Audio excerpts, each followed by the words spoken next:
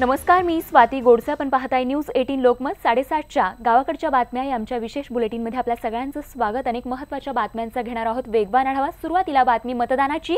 देशामध्ये पहिल्या टप्प्याचं मतदान काल 11 तारखेला पार पडलं असून पूर्व विदर्भात अंदाजे 60% मतदान झालंय, तर देशात 543 पैकी एकूण 91 मतदारसंघात मतदान झालं.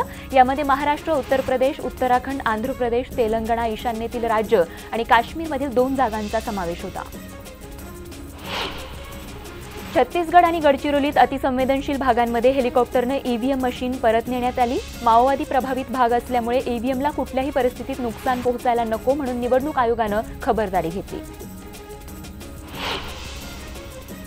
काही किरकोळ घटना वगळता 20 राज्यांमधील पहिल्या टप्प्यातील मतदान शांततेत आणि भयमुक्त वातावरणात पार पडल्याचं केंद्रीय निवडणूक आयोगानं स्पष्ट केलंय. तर बस्तर आणि दंतेवाडा या नक्षली भागातील या भागात देखील भयमुक्त वातावरणातच मतदान झाल्याचं निवडणूक आयोगानं सांगितलंय.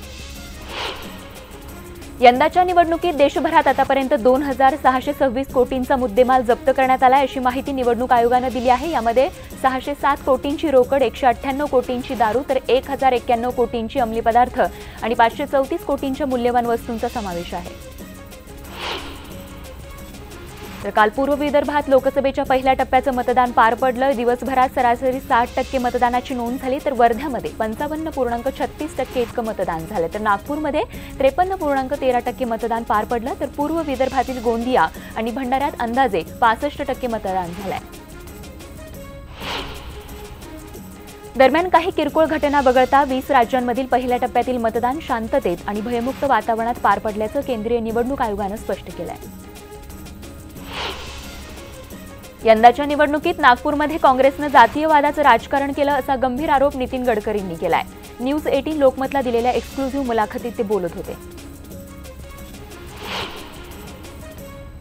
अमरावती लोकसभा मतदारसंघातील संयुक्त पुरोगामी आघाडीच्या उमेदवार नवनीत राणा यांच्या प्रचारार्थ प्रसिद्ध अभिनेता सुनील शेट्टी यानं मेळघाटातील धारणी इथे रोड शो केला. गोंदियामध्ये पहिल्या टप्प्याचं मतदान करण्यासाठी रांगा लागलेल्या बघायला मिळाल्या. गोंदियातील कारंजा गावात राहणाऱ्या देविदास उराडे या नवरदेवानेही मतदान केलं. भंडारा तालुक्यातील लाखांदूर इंदोर या गावातील पितांबर जेंगटे यांनी लग्नाआधी मतदान केंद्रावर जाऊन मतदान केलं. लग्नाला जाण्याआधी आपली मतदानाची जबाबदारी आणि हक्क बजावण्याचा निर्णय त्यांनी घेतला. गडचिरोली जिल्ह्यातल्या 3 मतदान क्षेत्रात माओवाद्यांनी बहिष्काराचं आवाहन केलं होतं, पण अतिसंवेदनशील भागात काय होईल अशी शंका होती. मात्र रखरखत्या उन्हातही आदिवासी मतदारांनी उत्साहात मतदान केलं. छत्तीसगडमध्ये लोकसभेसाठी पहिल्या टप्प्याचं मतदान झालं. यावेळी मतदारांच्या मनात भीती निर्माण करण्यासाठी दंतेवाडामध्ये माओवाद्यांनी रस्त्यावर स्फोट घडवून आणला, त्यामुळे लोकांमध्ये भीतीचं वातावरण बघायला मिळालं. तर दिवसभरात माओवाद्यांनी मतदानाच्या काळात एकूण 3 वेळा हल्ला केला. गडचिरोलीमध्ये मतदान संपल्यावर माओवाद्यांनी हल्ला केला. पुरसलगोंदीच्या मतदान केंद्रावर निवडणूक पथक निघाल्यानंतर बेस कॅम्पवर परतणाऱ्या पथकाला माओवाद्यांनी लक्ष्य केलं. यामध्ये 3 जवान जखमी झाले, तर जवानांनीही माओवाद्यांना चोख प्रत्युत्तर दिलं.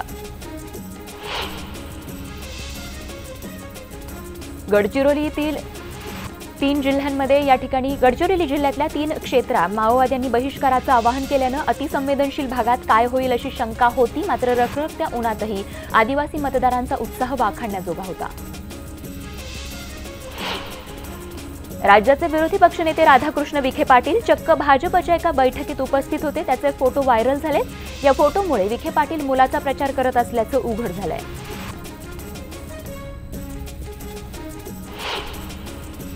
दरम्यान नाशिकमध्ये आघाडीच्या पोस्टरवरून राधाकृष्ण विखे पाटील गायब झाले आहेत, याची मोठी चर्चा झाली. तर मनसेचे प्रदेश पदाधिकारीही या कार्यक्रमासाठी व्यासपीठावर उपस्थित होते. मात्र मनसे अध्यक्ष राज ठाकरेंचाही फोटो या बॅनरवर नव्हता.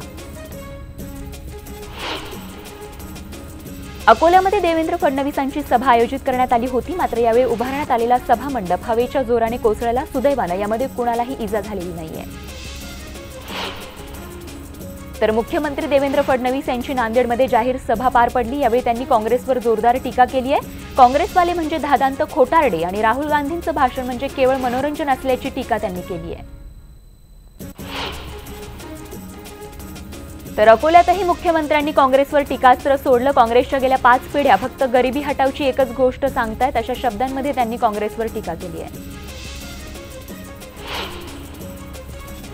जळगावमधील अमळनेर इथे भाजप जिल्हाध्यक्ष उदय वाघ आणि समर्थकांनी माजी आमदार BS पाटील यांना मारहाण केल्याची घटना घडली। या मारहाणीनंतर त्यांना खासगी रुग्णालयात दाखल करण्यात आले।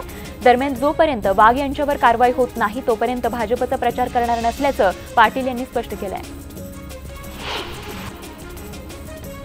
परभणीत भर वस्तीत असलेल्या श्रीरंग राठोड या शिक्षकाच्या घरी चोरीचा प्रकार घडलाय। हा प्रकार सीसीटीव्हीत कैद झाला असून दिवसा झालेल्या प्रकारामुळे परिसरात भीतीचं वातावरण तयार झाले। तर या प्रकरणी पोलिसांकडून अधिक तपास सुरू आहे।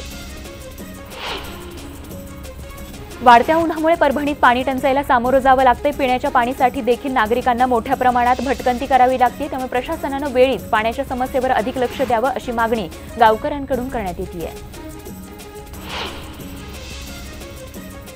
सोलापूरमध्ये एका टॉवेल फॅक्टरीला काल भीषण आग लागली होती। MIDC भागातील सुनील नगर परिसरात ही आग लागली। यावेळी अग्निशमन दलाच्या मदतीनं या आगीवर नियंत्रण मिळवण्यात यश आलं।